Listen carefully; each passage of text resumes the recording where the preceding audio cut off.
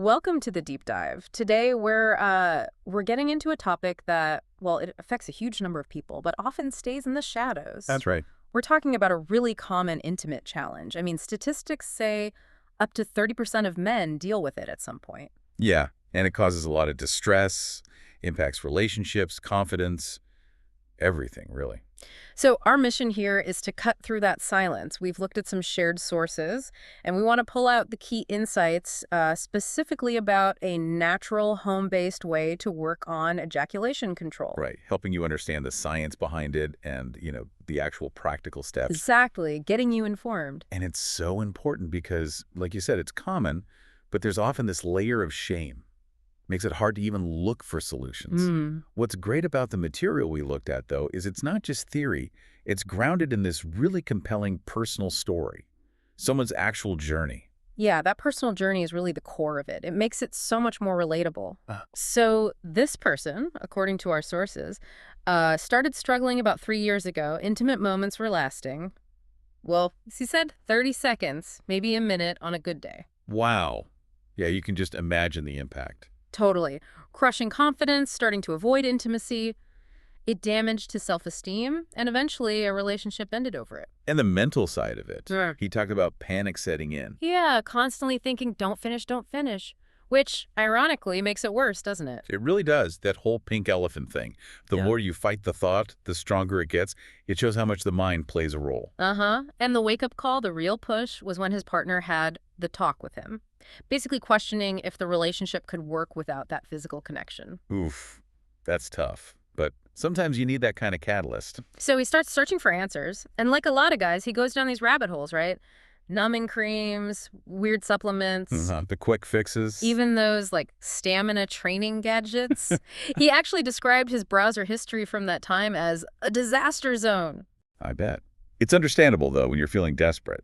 But then he stumbled onto something different. Right. Pelvic floor exercises, Kegels, specifically for men. And importantly, backed by actual science, not just some forum post. Yeah, and there was this one study that really hit home for him. It was 40 guys, lifelong premature ejaculation.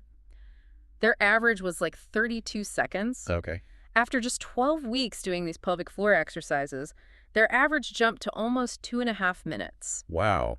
That's a huge increase, more than 4 times longer. Exactly. A real game-changer moment in his research. But even then, he was skeptical, like, how can just squeezing some muscles actually do anything? It does sound almost too simple, But that's the beauty. It addresses the physiology.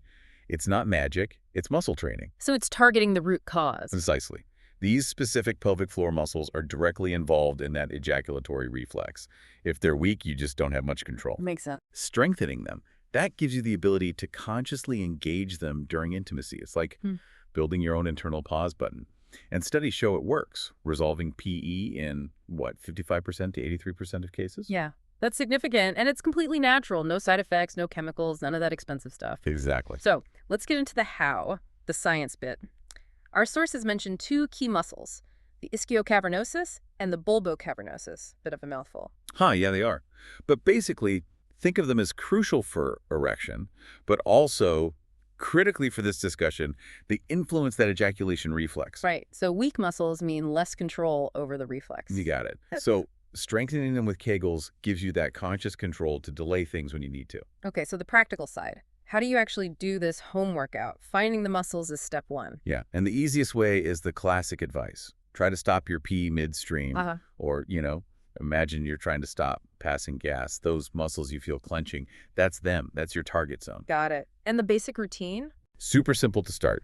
Squeeze for 3 seconds, then release for 3 seconds.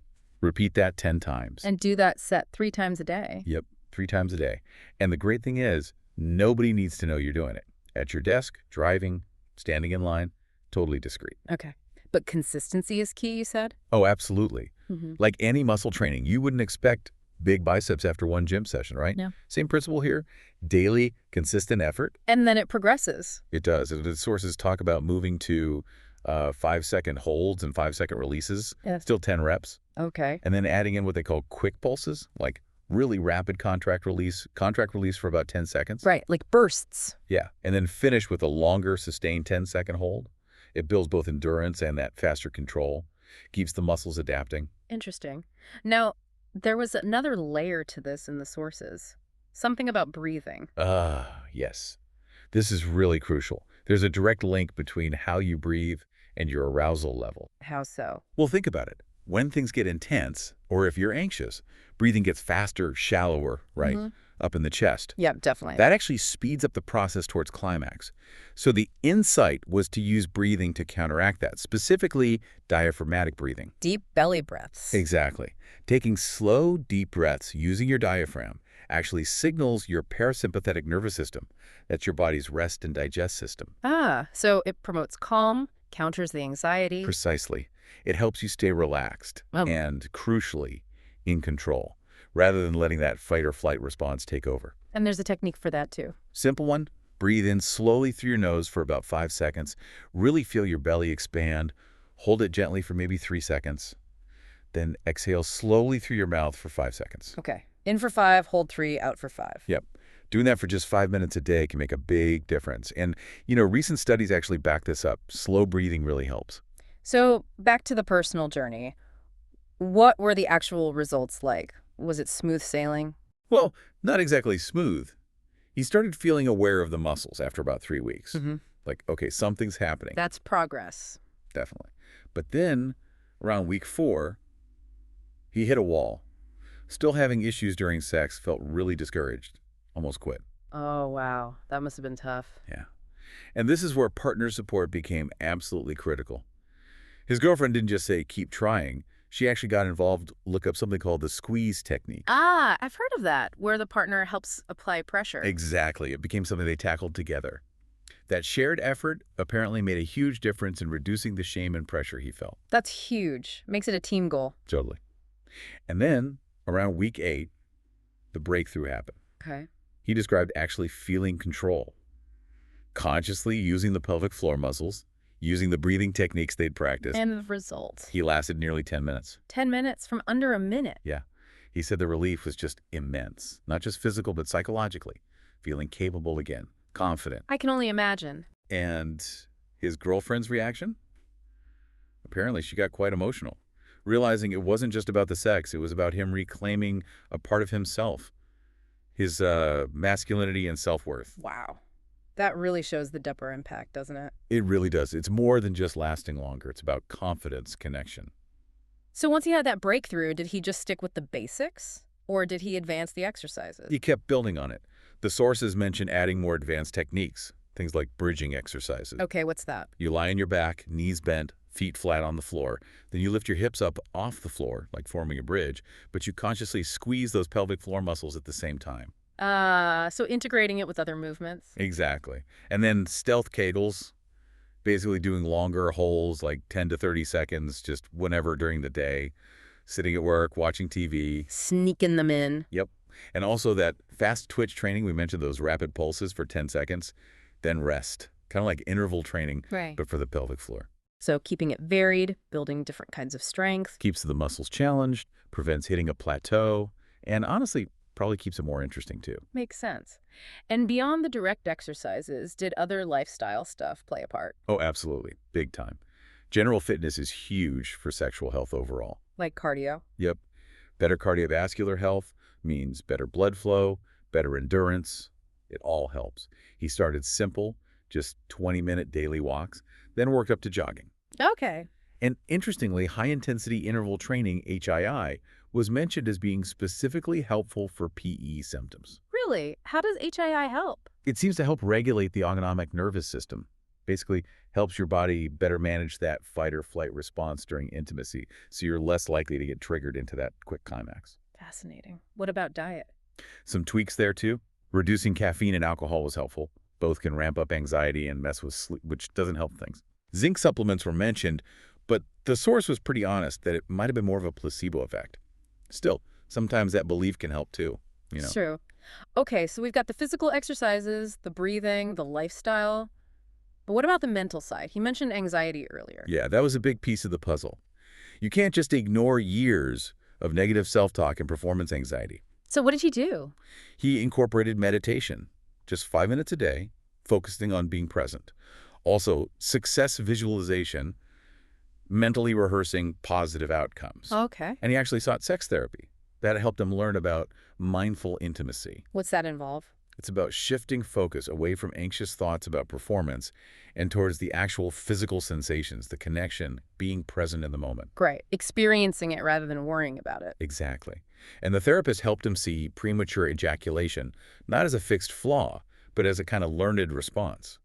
And if it's learned, It can be unlearned. precisely. That reframing is really powerful, gives you back a sense of agency. And this leads right into partner communication, which you mentioned was critical. Absolutely non-negotiable, according to the sources. You have to have those vulnerable talks about expectations, frustrations, everything. How did they manage that? They set up weekly check-ins, just dedicated time to talk openly. And they did something called pleasure mapping. Pleasure mapping. Sounds intriguing. It's basically exploring together and communicating openly about what feels good, what brings pleasure and connection for both partners. It shifts the focus away from just duration. So, redefining success. Yeah. It's not just the clock. Exactly. Success becomes about the shared intimacy, the connection, the overall satisfaction, not just how many minutes passed.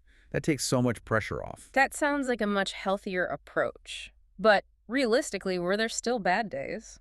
Setback? Oh, definitely. The sources are clear. Progress isn't a straight line upwards. Stress, especially, could trigger regressions. He mentioned working like 12-hour days at one point, and things slipped back. So what did he do then? Give up? No, and this is key. He learned to treat it like any other fitness goal. If you miss a week at the gym because you're swamped, you don't quit forever, right? Right, you just get back to it. Exactly. Acknowledge the setback, figure out what caused it, like the stress, manage that if possible, and then just recommit and restart the routine. Stress management became a big part of maintaining progress. Okay, so fast forward. 3 years later. What's the long-term picture? It's a pretty profound transformation. From being anxious, avoidant, to feeling confident and present during intimacy. And the duration? Typically 8 to 15 minutes now. But more importantly than the number, he describes having a real sense of control, the ability to choose, to extend things or decide when to finish. That feeling of control must be the biggest win. Absolutely. And the benefits spilled over, using the breathing techniques for everyday stress, better overall pelvic health. And that confidence boost just affected everything else in his life. Does he still have to do the exercises? Yeah, but it's maintenance now. Yeah. Maybe 5–10 minutes a day. It's just become a habit, like brushing his teeth. Part of his routine. That's a really hopeful story. So let's try and summarize the key takeaways for anyone listening who relates to this. Okay. Maybe start with common mistakes to avoid. Good idea. Number one, expecting results overnight. This takes time and consistent effort. Remember, it's strength training. Right. Patience is key. Number two, trying to do it all alone, not involving your partner if you have one, can really hinder things. It should feel like a team effort. Makes sense. And third, incorrect technique. Really focus on isolating just the pelvic floor muscles. Don't squeeze your abs or your butt if you're not sure you're doing it right. See, a professional. Exactly.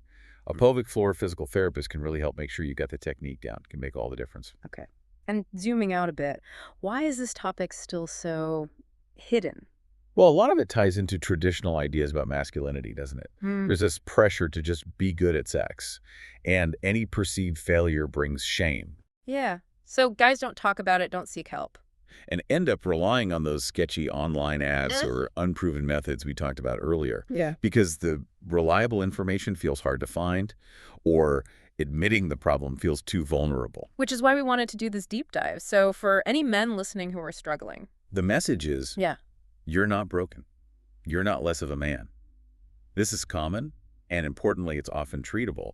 But yeah, it requires effort, consistent effort. And for partners listening? Your support, your patience, it's invaluable. Making it a team effort, like in the story, can really change the dynamic and ultimately improve intimacy for both of you. Okay, so actionable first steps. Where should someone start today? Keep it simple initially. Basic Kegels. 3 seconds squeeze, 3 seconds release, 10 reps. Do that set 3 times a day. Okay. And add in 5 minutes of that diaphragmatic breathing daily.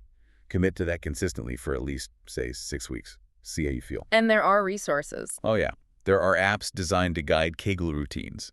You can also look up the actual research studies on pelvic floor muscle training for PE if you want the deeper science. When should someone consider seeing a doctor or therapist? If you've been consistent for maybe 8–10 weeks and see zero improvement, or if it's causing major relationship issues or feelings of depression, definitely then. Okay. Also, if the duration is consistently under a minute, it's worth getting checked out, as that could sometimes point to an underlying medical reason. Right. Good points. Well, thank you for walking through all of that. It's been incredibly insightful. Glad we could cover it. As we wrap up this deep dive, here's maybe a final thought for you to consider. Sexual health is just health, period. Isn't it strange how we might feel embarrassed exercising these crucial muscles, but we wouldn't think twice about working our biceps at the gym?